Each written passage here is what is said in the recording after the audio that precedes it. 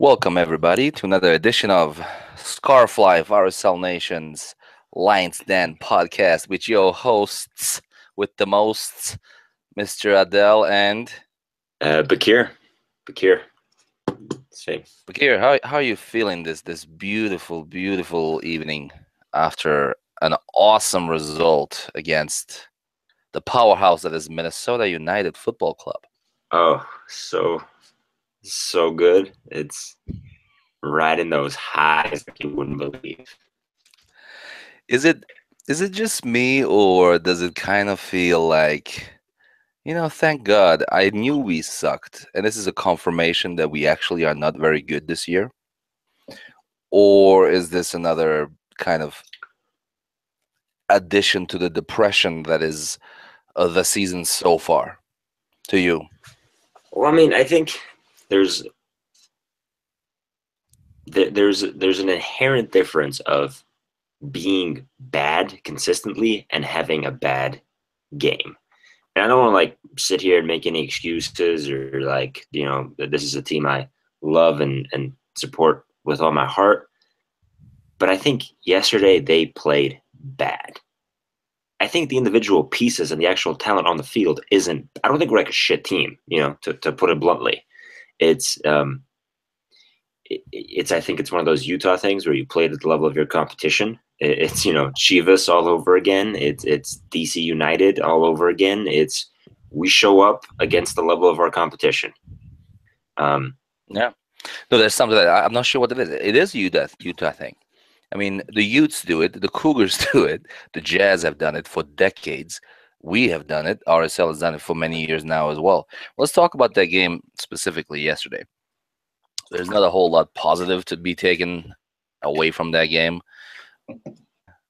We know, I think, just how bad the year has gone so far. The good news is that we have a fresh manager, a brand new manager that's stepping in. And I have a really good feeling. I'm hearing left and right that he's a disciplinarian and that he's going to hold people accountable for their actions. So, speaking of the manager, what do you think of his move to not take over the team before the Minnesota game? Yeah, I mean, I think you nailed this right on the head last night. It's I think as a fan base, we are emotional, irrational creatures. It's I think we're great fans, but I don't think we're not good for long-term success, and we just need to be honest about that. As a fan base, we expect a lot from our team and coaching staff, the front office, and I think realistically, if he, let's say he does choose to play that, or just does choose to, kick off his RSL career with that game. Realistically, the man isn't going to have any actual impact. It's not like he's going to all of a sudden change the system or the substitution pattern. Less than 1 week's worth of experience with the team. He loses that game, and now all of a sudden we're asking for his head right out of the gate. It's let's be honest, that's what would have happened. It's you see those sarcastic comments. It's like, how long before we start, using the hashtag Petke out? And, as sarcastic as that is, it's there's some truth there. It's as a fan base, we make emotional decisions. So I think on his part, you got it right. It's the man was genius. I think he realized that there needs some work to be done. And I don't think having him on the sidelines would have really changed the result all that much for us. I agree. I absolutely agree. That was a lackluster performance. It might have kicked people into gear, maybe. It might have kicked them into gear a little bit more, trying to impress the new coach. I think Yura nailed it on the head with his comment yesterday that we're basically starting from scratch. We're starting from zero. Right. We're starting as if there was no season. Thank God, because let's hope this is not how the rest of the season looks. So, given that comment and given that we are, 5 games into the season, do you think there's still room to catch up, or do you think 2017 is a learning opportunity and a wash? I hate the term learning opportunity. I think the way we are structuring this club to be, and I'm preparing to release a pretty lengthy article on Deloy Hansen here any day. But what it talks about is mainly a little deeper dive into some of the interviews he has done recently. and what those interviews tell us about who he is and what he does. And I think the way our team will be structured, not this year, not next year, I mean, not just this year, not just next year, this team will be a long-term rebuilding project, right? With the way, let's face it, we will never buy the Ibrahimoviches of the world, right? Which means our team will be based on young, new talent coming in every single year. Sometimes one position, two positions. Other years we might get three, four new players from our youth system. So, long story long here. I think I think we will have a lot of these starts going forward until we figure it out. To answer your question directly, no, I don't think by any stretch of the imagination that 2017 is lost. I don't think 2017 is not even. I still think we have a really, really good chance to turn this thing around. And I think Mike Petke is the right coach to turn this thing around. And I don't buy for a second that's a lost opportunity or that we need to write the year off or any of that. That just sounds pretty ridiculous to me, especially this early on, and especially considering the last 2 years, the MLS Cup was won by a team who sucked halfway through the summer. Remember Right. Seattle Sounders, 10 games before the end of the season. I think we're the last seeded team in the Western Conference. Right. Last. I remember making fun of them.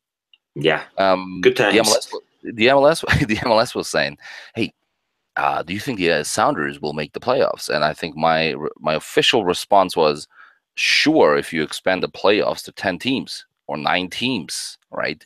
What happens? They squeak into the playoffs. They win the MLS Cup.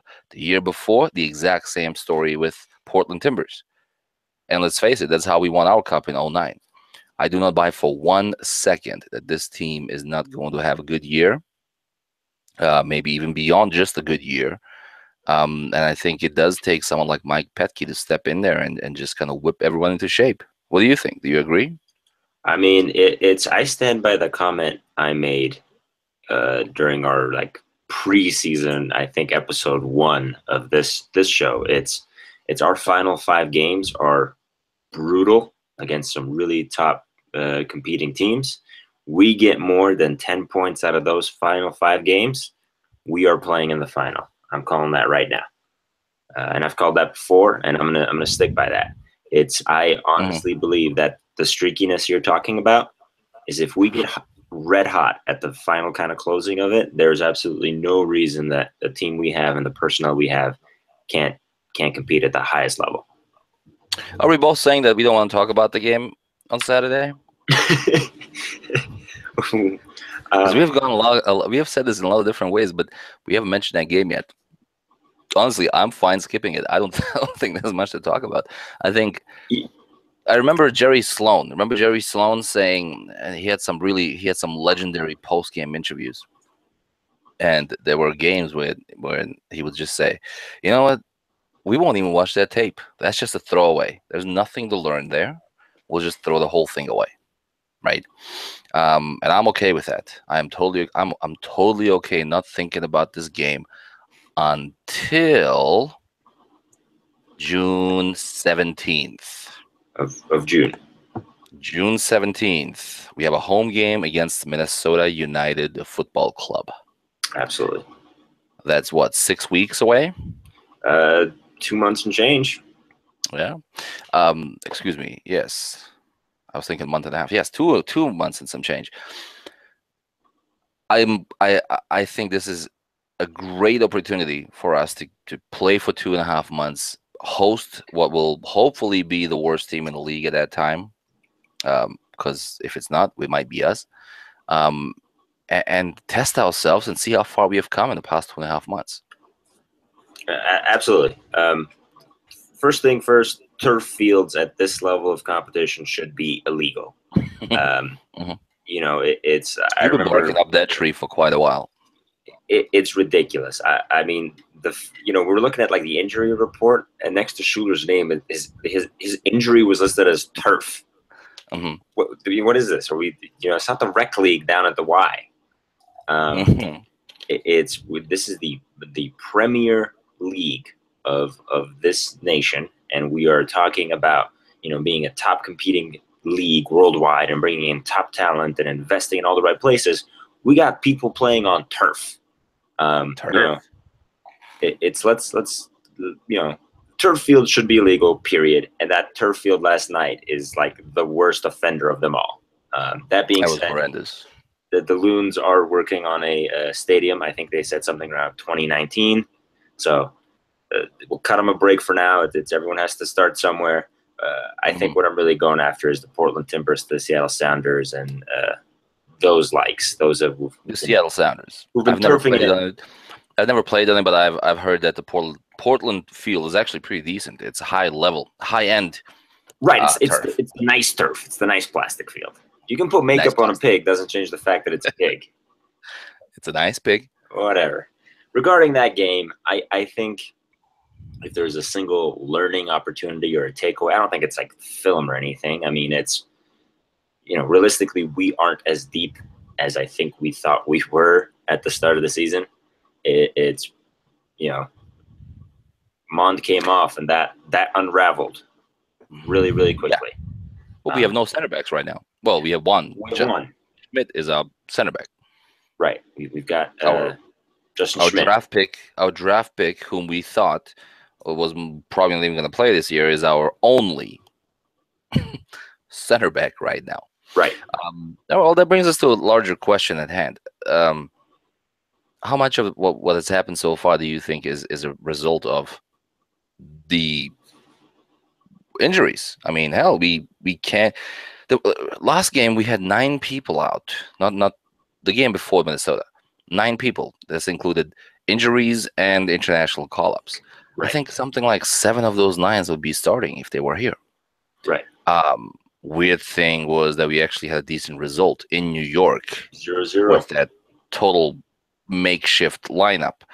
But how much of a factor do you think injuries play, and how much is it just a mentality, an attitude thing? So right now, in my opinion, we are suffering from a perfect storm of the starting 11 have yet to take the field together, if I remember correctly. Like, our ideal 11 have not played a game together. Mm-hmm. I think part of it is, we just got rid of a coach, and I'm not saying he deserved to stay or he needed to be fired. I don't really want to get into that. But, change and coach turnover will have an effect on a team. It'll rattle a few guys. I think especially some of the, the guys that have only known Cassar. That's the only coach they've ever had. I think the change combined with just the lack of personnel, combined with just a rough start, combined with kind of the turf, combined with the monkey on our back of, not having a win this season, it culminated into this like perfect storm of just a really awful game. I mean, how often do you see Nick Romano make a screw up on that level? It's once a year. You see that you see a screw up from Nick Romano once a year. I've never seen one quite that bad. I think that was the embodiment of everything that went wrong. It was just a total mess. Total mess of a game. So the mechanics are wrong. The personnel is wrong because they're not available. Playing for a temporary coach, I agree. Absolute perfect storm. And a few minutes into the game, we lose our premier defender. Right. At least available premier defender at that time. So I'm not even mad. I'm not even mad that we lost. I think we needed this loss. Before the season started, we had a couple of conversations about these scenarios. I thought that the game at Minnesota at the very latest was going to be the end of Jeff Cassar. So we're ahead of schedule is what you're saying. We're ahead of schedule. I think we are ahead of schedule. What I'm worried about is just as the team starts gelling, just as the team starts gelling, there will be the under 20 or under 21 World Cup. Mm-hmm. And we're going to lose a number of guys. Then later in the summer, there are other international games. Luckily, I guess, for us, only Nick Romando gets called up at this point. Right. Maybe Rushnyak gets called up, but that's about it. So I'm a little worried about just if we get back on track. Once we get back on track, that the progress will be hindered by the call-ups, which are partly due to the people's success. Anyways, so Which are one partially more point. due to what? You kind of cut out there for a second. They're partially due to individual players' high level of individual success, right? That's why you get called up for Right. international games. Right. It's a good problem to have. Well, it's a good problem to have for them. I don't think it's a good problem to have for us, right? That they'll be missing, Right. and I'm worried about them leaving, them having to leave right after we start fixing this thing, and what happens as a result of that. Luckily, I don't think there are any tournaments, international tournaments or games in the late summer and in the fall. And I really think that's when we have to, between now and the fall, just figure out how to just put the ball away, man. We just have to put that ball away. Anyways, one more point on that game and the season so far, very specific. We, unlike last year, I remember last year, first of all, we haven't won a game since August, right? So True. I'm not sure I remember what a winning feeling feels like anymore, but that's beyond the point. Last year, late last year, we were creating a lot of chances, and the forwards were not putting him away. Jura had a good chance at New York that he missed. Jura had a good chance in Minnesota that he missed. Other than that, I don't remember a whole lot of really good chances that they should have put away. I do not remember a high kind of just number of shots that were quality and that they just simply missed. What I'm getting to is we're missing creativity in the midfield. So let me be the first one to ask this question. Is Rusnak pulling his weight right now? I mean, in my opinion, I absolutely think he's pulling his weight. That being said, I think I think we talked about his signing at a great deal of length when he initially came onto the team, and then those rumors all kind of cultivated into this result. Uh-huh. I think anyone that was looking at him as like an immediate, and I'll be the first to admit that I was looking at him as an immediate replacement for Javi. It's day one, he's in there pulling all the strings. Has got to be a little disappointed, and I think,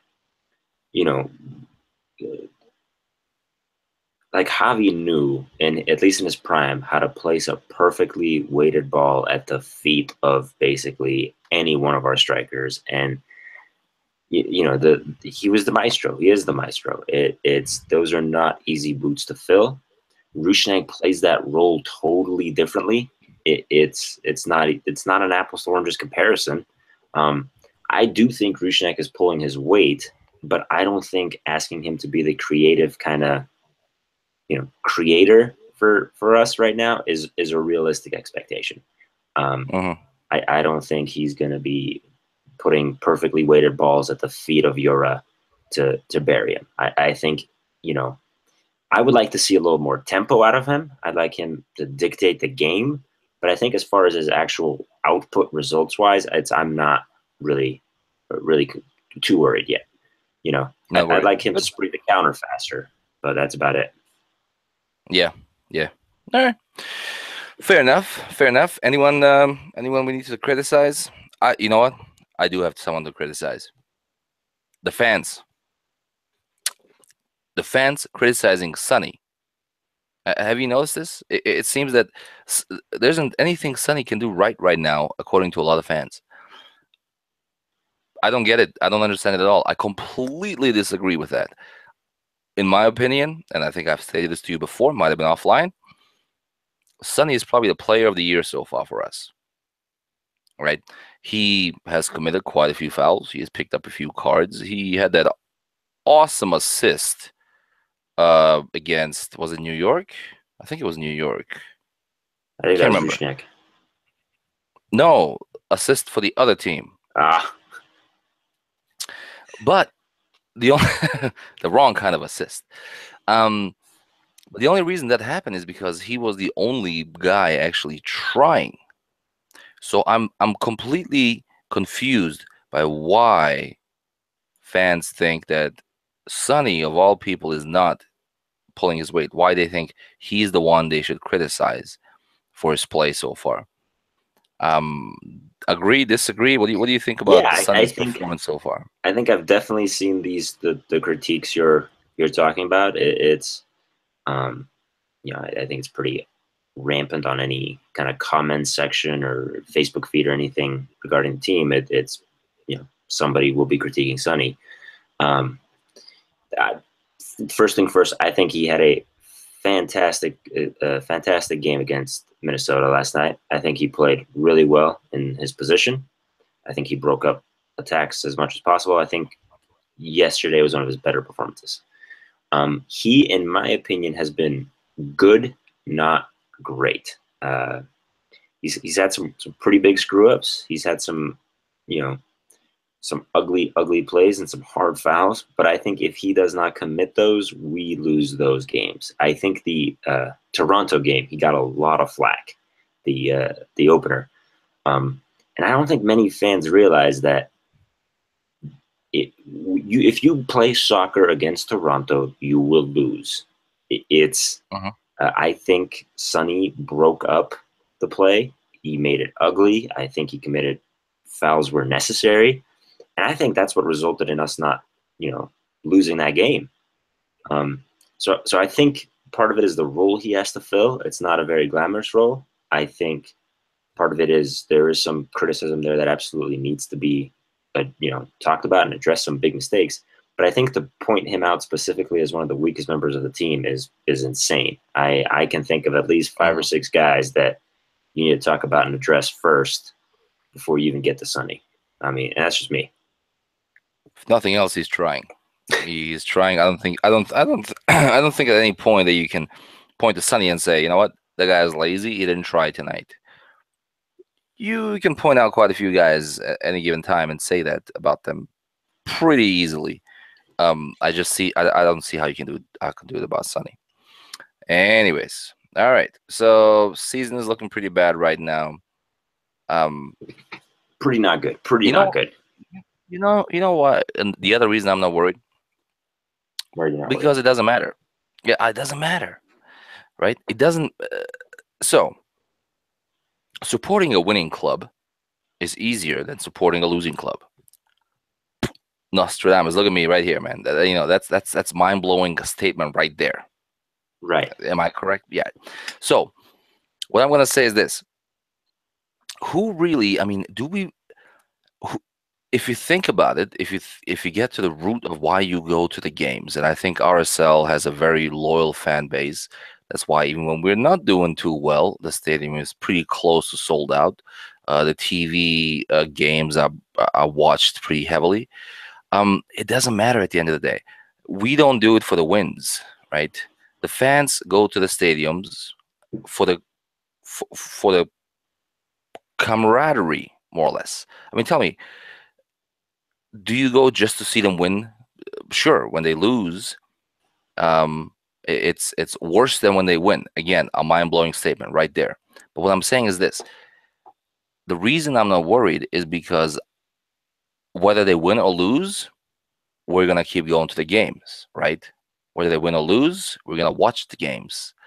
Uh, Same cannot be said about our head coaches and our assistant coaches and our managers and the front office, right? They have to ensure that we win so they can keep a job.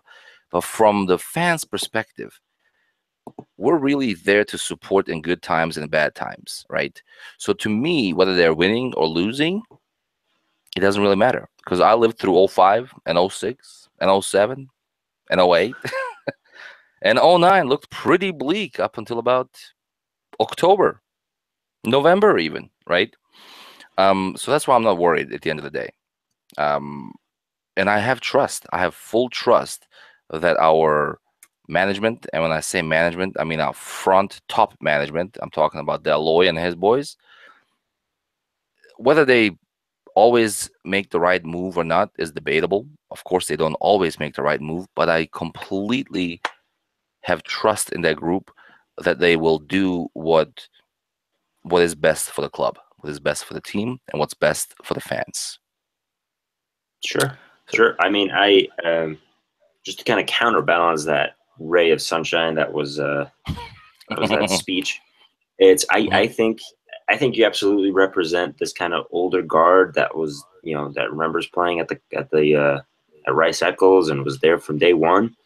And you know, I understand that you guys have seen some pretty bleak times, and I wish I had that historical perspective. But I think I represent, you know, the kind of community that joined us, you know, post that '09 success. I'd be sitting here and lying to you if I told you, you know, I supported RSL before they won the cup. I'm a liar. I'm a bit of a poser in that regards. It's I joined the bandwagon in the you know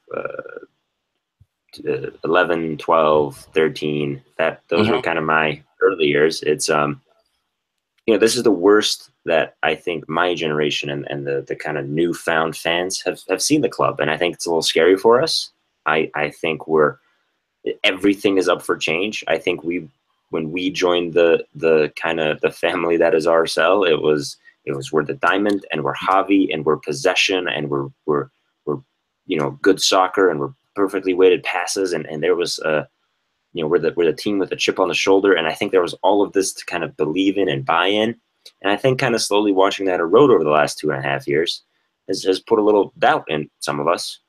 You know, I'll be perfectly honest and just admit that right now, and mhm. I think being in a position where we got beat by essentially the worst team in MLS has put us in a position where everything is up for change. There is not a single person on that roster, in my opinion, that is safe. There is nobody that is guaranteed a starting spot. I don't think there is, you know, oh, this player's always played and he's you know, he's got X amount of caps and you know he's one of the starting 11 for sure. I think that's gone away. And I think in that change, there's uncertainty. Whenever you bring uncertainty, it scares people a little bit. That being Mhm. said, at the end of the day, it's a soccer game. We're going to be okay. I'm going to be there when they play Vancouver this coming week, and I'll be there the week after that, and the week after that, and I'll get season tickets next year, and the year after that, and you know, we're in it for the long haul. We're the diehards. But I Right, think to sit here and just be like carte blanche, everything is fine, is a little dishonest in my opinion. yeah. No, I don't think everything's fine. I don't think everything's fine with the team. That's a whole different story, right? I'm saying is, from the fan base, we're not just there for the results. We're there Oh, we would for, you know, completely different. we're there for the tracks ride to the Rio Tinto. Whenever we do that, if we don't ride the tracks, it's once we park and walk the 3 blocks to the stadium or whatever it is. We're there for the $9.25 watered down stadium beer, right? We're there for like the $7 churros that are worth about 25 cents a piece outside of the stadium. You know, we're there for the long lines and the entry machines not working. And when we're pissed off, when we're mad, there's 20,000 of us live in the stadium, right? So that's part of the experience. I would just hate for fans to be completely oriented on results all of a sudden, right? We're not scouts, we're not managers, we don't bet on the games. At least most of us don't bet on the games, right? We're there for the experience. The experience is part of the experience is part of the experience. The experience is part of the team. It's not just the results, is what I'm trying to say here. Having said that, I feel a lot better when the results are good. And I think we can both attest that Spitz Döner tastes so much better after a After a win. victory. Yeah, Absolutely. yeah. All right. Well, Well, enough with that soft stuff. Next week we got Vancouver coming to the Rio Tinto Stadium at 7:30 p.m. Mountain Time. Your thoughts? I mean, it's honestly, I'm a little emotionally drained from footy. It's Hmm. you know, does the team that tied 0-0 with the Red Bull show up, or does the team that played yesterday showed up? Because that's gonna matter in that game. Um, I also think that depending on how we play and what the result is against that Vancouver game, will give us a pretty good indicator of how these next few months will go. I Hmm. think it'll be a fantastic litmus test where the spirit of the team is, because that's that's really the biggest kind of fear there. I think the talent is there. These guys are all professionals. I think it's that, do they want to still keep trying mentality, that is that still there? Um, Yeah. I think this Vancouver game is going to be, it's going to be a big one. So Vancouver so far beat the New York Red Bulls at home 2-0, drew the Philadelphia Union at home 0-0, lost at the San Jose Quakes 3-2, lost at no actually at home against Toronto 2-0, and beat the LA Galaxy 4-2 at home just last Saturday.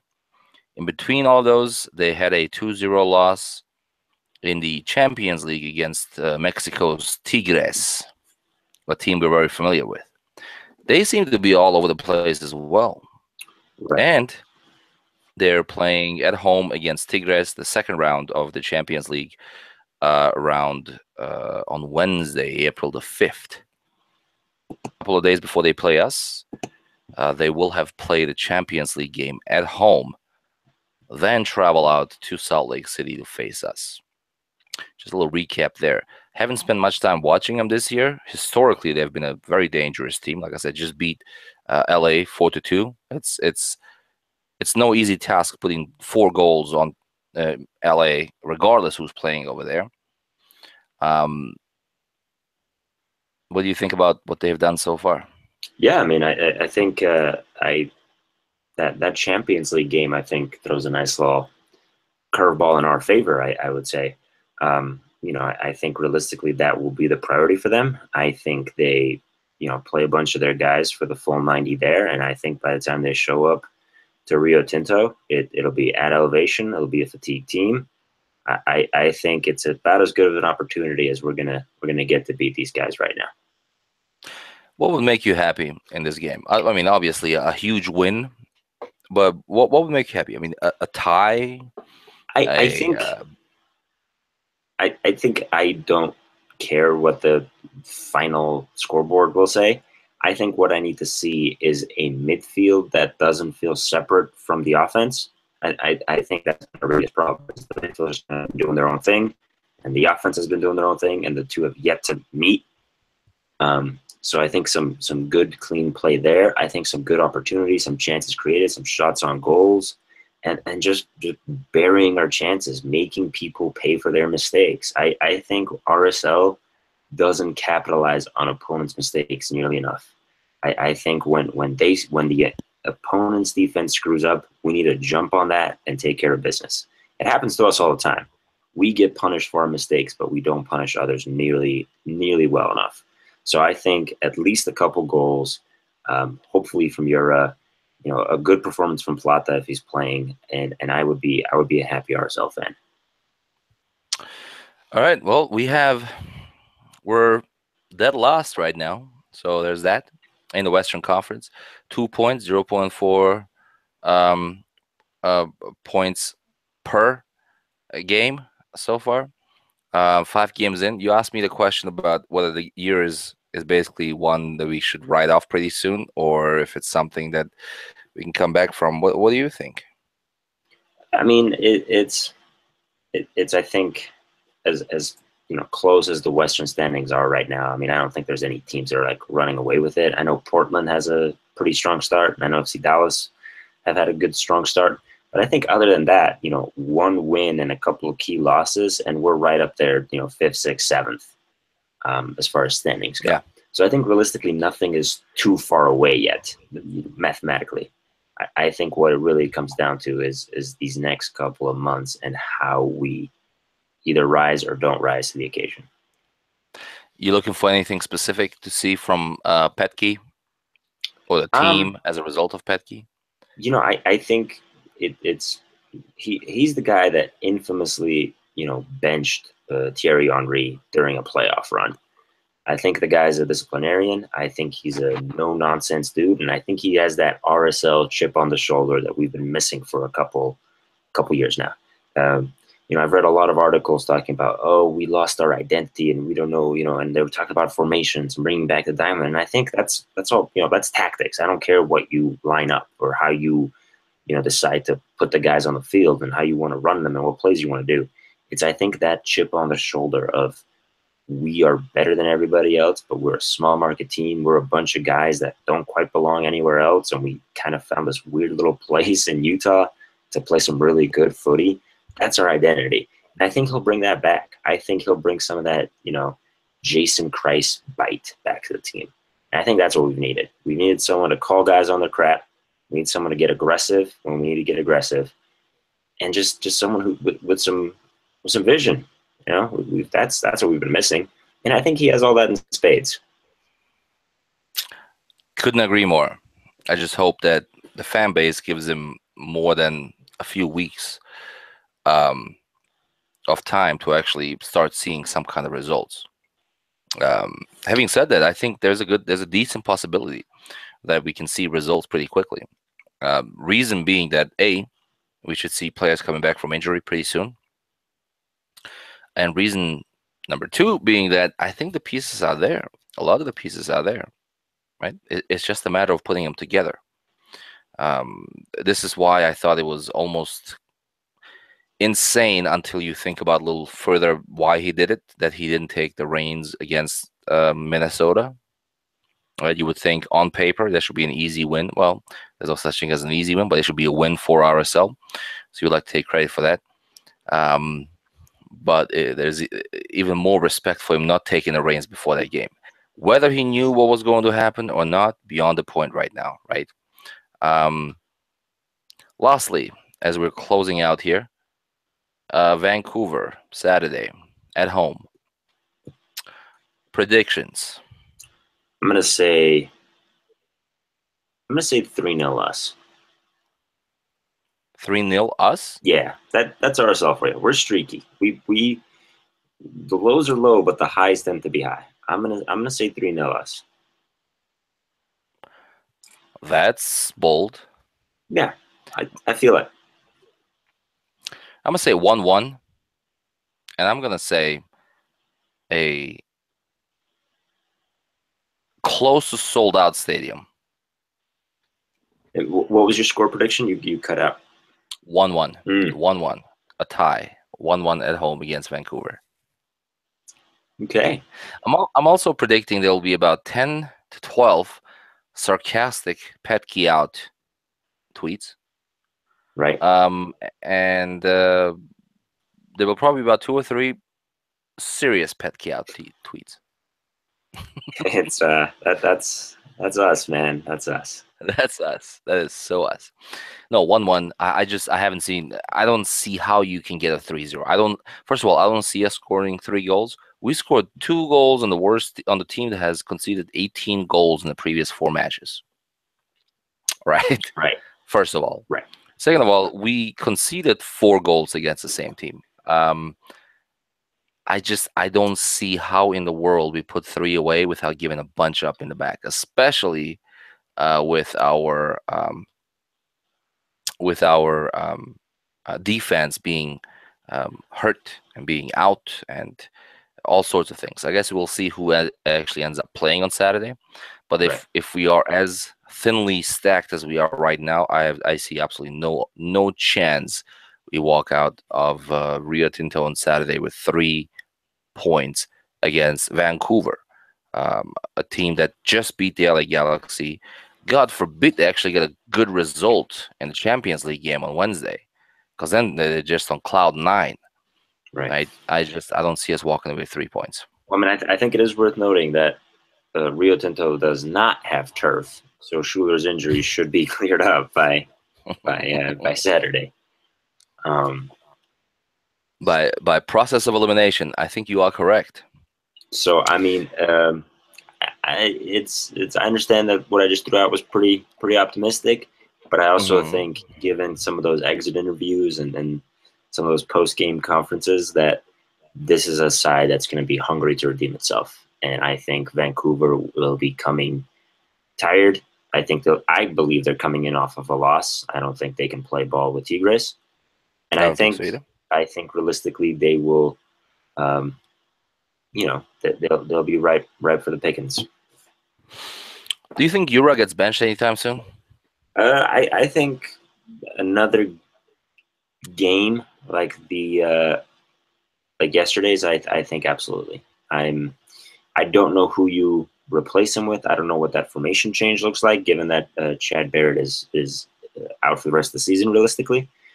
Um, but I don't think Petke will have a hard time benching him. It's how you fill that slot, I think, becomes the real problem. Maybe an opportunity for a summer signing. I don't know, but Yura's output right now isn't anywhere on what a DP level player should be. I mean, he's our leading scorer, Right. which is like, He's got two. He's got two, so that's exciting. That's right. That's right. All right. I think we're pretty clear on those things. I do like to mention real quick that we haven't done one of these podcasts in what, close to a month now? Yeah, I mean, I don't think we've had one since the season really started. We were great Correct. preseason. And the reason we haven't had one in quite a while is mainly because we had to kind of sit back and figure out what in the world we want to do with this, and if we can commit to doing at least a weekly podcast. And if we could not, we were not going to do them at all. So just the fact that we're here, I think we have now stated that we can and have and will commit to doing at least a weekly podcast going forward. We're calling it what, Scarf Life? I think we'll just stick with the Scarf Life. Scarf Life's theme. It's brought to you by scarflife.com. Scarflife.com, where you get all your RSL Nation news. And then we'll look if someone else would like to jump in on there as well. So going forward, what we're saying is every Monday there will be an Scarf Life podcast, and we'll talk about what had just happened over the weekend. We will touch up on anything and everything that RSL Nation would like to hear about and talk about. And technology permitting, we are going to bring some people on and hear their opinion on some of these topics as well. Absolutely. Absolutely. All right. Any closing thoughts as we head out of this awesome podcast? It's while we were busy getting beat in Minnesota, the Monarchs won their second game against Phoenix Rising 2-0. So if nothing else, the future's bright. The future does look bright, at least compared to last year. I think they had a pretty horrible record last year, and I think we were witness to a couple of those results ourselves. Absolutely. All right. Well, I would just like to say one last time. We are not only there for the results and the scores. We are not the managers of this team. We are the supporters. So remember that results are only a small part of the overall experience we as supporters sign up for. So enjoy it. Have a good day. Have a good night. And until next time.